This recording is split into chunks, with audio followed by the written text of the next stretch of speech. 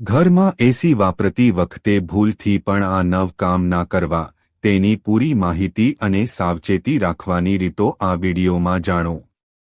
નમસ્કાર મિત્રો, તમારી પોતાની ચેનલ ગુજ્જુ હેલ્થ ટિપ્સ પર આપ સૌનું સ્વાગત છે।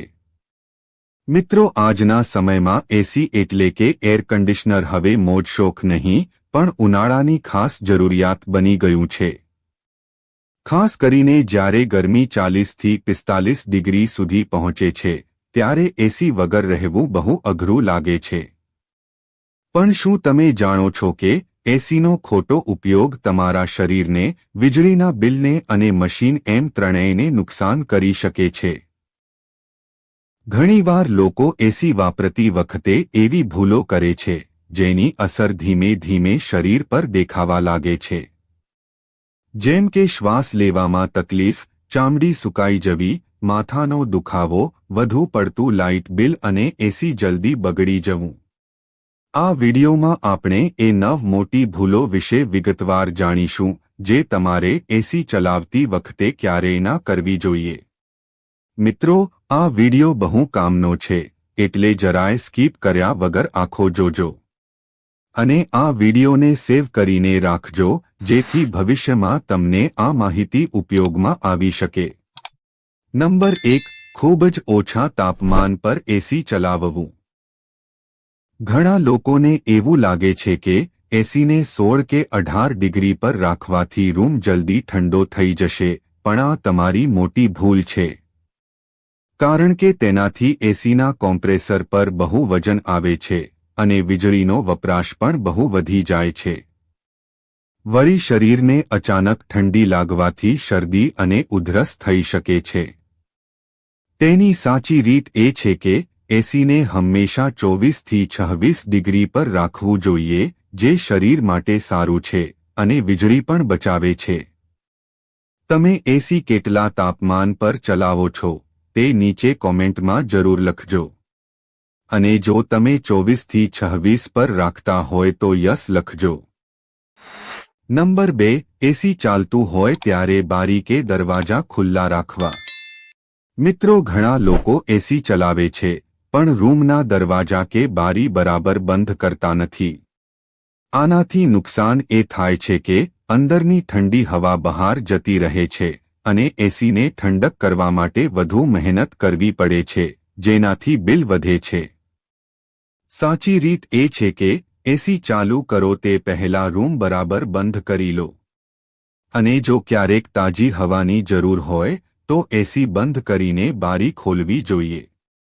નંબર 3, ગંદા ફિલ્ટર સાથે એસી ચલાવવું। મિત્રો, એસીની અંદર જે ફિલ્ટર હોય છે તેમાં ધૂળ અને કચરો જમા થઈ જાય છે અને જો તેને સાફ ના કરો તો તે મોટી મુસીબત બની શકે છે। આનાથી નુકસાન એ થાય છે કે તમને શુદ્ધ હવા નથી મળતી અને તેના કારણે એલર્જી કે શ્વાસની બીમારી થઈ શકે છે। વળી એસીની ઠંડક પણ ઓછી થઈ જાય છે। સાચી રીત એ છે કે દર 15 થી 20 દિવસે એસીના ફિલ્ટર સાફ કરવા જોઈએ અને મહિને એકવાર આખું એસી સરખું સાફ કરાવવું જોઈએ। મિત્રો, જો તમને આ માહિતી ગમતી હોય તો વિડીયોને લાઇક અને શેર કરજો અને જો ચેનલ પર નવા હોવ તો સબસ્ક્રાઇબ કરવાનું ના ભૂલતા। નંબર 4, સતત ઘણા કલાકો સુધી એસી ચલાવવું। અમુક લોકો આખી રાત કે આખો દિવસ એસી ચાલુ જ રાખતા હોય છે। આનાથી શરીરમાં પાણી ઓછું થઈ જાય છે, માથું દુખે છે અને થાક લાગે છે, સાથે જ લાઇટ બિલ પણ બહુ મોટું આવે છે। સાચી રીત એ છે કે એસીમાં ટાઈમર સેટ કરો અને વચ્ચે વચ્ચે એસી બંધ કરીને થોડી વાર કુદરતી હવા પણ લેવી જોઈએ। નંબર 5, સીધી એસીની હવાની નીચે જ સૂઈ જવું। એસીની ઠંડી હવા સીધી શરીર પર લાગે તે બહુ જોખમી હોઈ શકે છે। આનાથી સ્નાયુઓમાં દુખાવો, ગરદન અને પીઠ જકડાઈ જવી કે શરદી ઉધરસની સમસ્યા થઈ શકે છે। સાચી રીત એ છે કે એસીના પંખાની દિશા એટલે કે સ્વિંગ ઉપરની બાજુ રાખો જેથી હવા સીધી તમારા શરીર પર ના પડે। મિત્રો, તમે આ વિડિયો કયા શહેરથી જોઈ રહ્યા છો અને તમને આ માહિતી કેવી લાગી તે કોમેન્ટમાં જરૂર બતાવજો. નંબર 6. એસીમાંથી નીકળીને તરત જ બહાર તડકામાં જવું. જો તમે એકદમ ઠંડા રૂમમાંથી સીધા ગરમ વાતાવરણમાં જાઓ છો તો તમારા શરીરને આંચકો લાગે છે.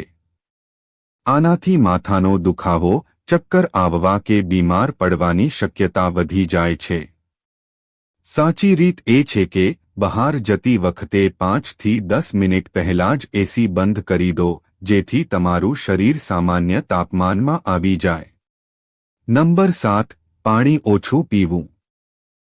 એસીવાળા રૂમમાં રહેવાથી શરીરનું પાણી બહુ ઝડપથી સુકાઈ જાય છે, પણ આપણને તરસનો અહેસાસ થતો નથી. આનાથી શરીરમાં નબળાઈ અને ચામડી સુકાઈ જવાની તકલીફ થાય છે. સાચી રીત એ છે કે આખા દિવસમાં 8 થી 10 ગ્લાસ પાણી પીવું જોઈએ અને નાળિયેર પાણી કે જ્યુસ જેવી વસ્તુઓ પણ લેવી જોઈએ. નંબર 8. એસીની સર્વિસ કરાવવામાં આળસ કરવી. ઘણા લોકો વર્ષો સુધી એસીની સર્વિસ કરાવતા નથી.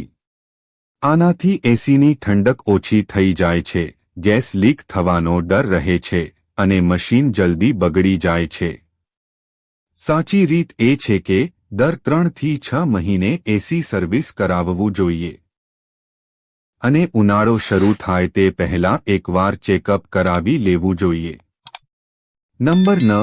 બહુ ઠંડા રૂમમાં વધુ સમય સુધી બેસી રહેવું. મિત્રો, એસીનો વધારે પડતો ઉપયોગ શરીરના કુદરતી તાપમાનનું સંતુલન બગાડી નાખે છે. આનાથી સાંધાનો દુખાવો અને શરીરની રોગ પ્રતિકારક શક્તિ નબળી પડી જાય છે. સાચી રીત એ છે કે એસીનો ઉપયોગ મર્યાદિત સમય માટે જ કરો અને દિવસમાં થોડો સમય એસી વગર રહેવાની આદત પાડો. ચાલો હવે એસી વાપરતી વખતે બીજી થોડી વધારાની વાતો જાણી લઈએ. પહેલું, હ્યુમિડિટી એટલે કે હવામાં રહેલા ભેજનું ધ્યાન રાખો, કારણ કે એસી હવાને કોરી કરી નાખે છે. તેના માટે તમે રૂમમાં પાણી ભરેલું એક વાસણ રાખી શકો છો. બીજું, બાળકો અને ઘરના વડીલોનું ખાસ ધ્યાન રાખવું જોઈએ, કારણ કે તેમને ઠંડીથી જલ્દી તકલીફ થઈ શકે છે. તેમના માટે તાપમાન 25 થી 26 ડિગ્રી જ રાખવું. ત્રીજું, રાત્રે સ્લીપ મોડનો ઉપયોગ કરો અને વીજળી બચાવવા માટે ઇકો મોડ ચાલુ રાખો. સાચી રીતે એસી વાપરશો તો બિલ ઓછું આવશે, મશીન લાંબુ ચાલશે અને તમારું સ્વાસ્થ્ય પણ સારું રહેશે. છેલ્લે એટલું જ કહીશ કે એસી એક બહુ કામનું મશીન છે, પણ જો તેને ખોટી રીતે વાપરશો તો તે ફાયદાને બદલે નુકસાન કરશે. જો તમે આ 9 ભૂલોથી બચશો તો તમે પણ સુરક્ષિત રહેશો અને એસી પણ લાંબુ ચાલશે. યાદ રાખજો કે સાચી રીત જ સાચો આરામ આપે છે.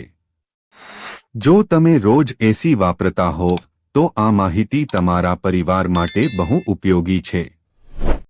વિડિયો ગમ્યો હોય તો લાઇક કરજો, તમારા મિત્રો સાથે શેર કરજો અને તમે એસી કેટલા તાપમાન પર ચલાવો છો તે કોમેન્ટમાં લખજો. 24 થી 26 ડિગ્રી હોય તો યસ લખજો. આવી જ ઉપયોગી વાતો જાણવા માટે અમને સબસ્ક્રાઇબ કરવાનું ભૂલતા નહીં. તો આજે આટલું જ. ફરી મળીશું કાલે એક નવા વિડિયો સાથે. ત્યાં સુધી સ્વસ્થ રહો અને સુરક્ષિત રહો. વિડિયો આખો જોવા માટે તમારો ખૂબ ખૂબ આભાર.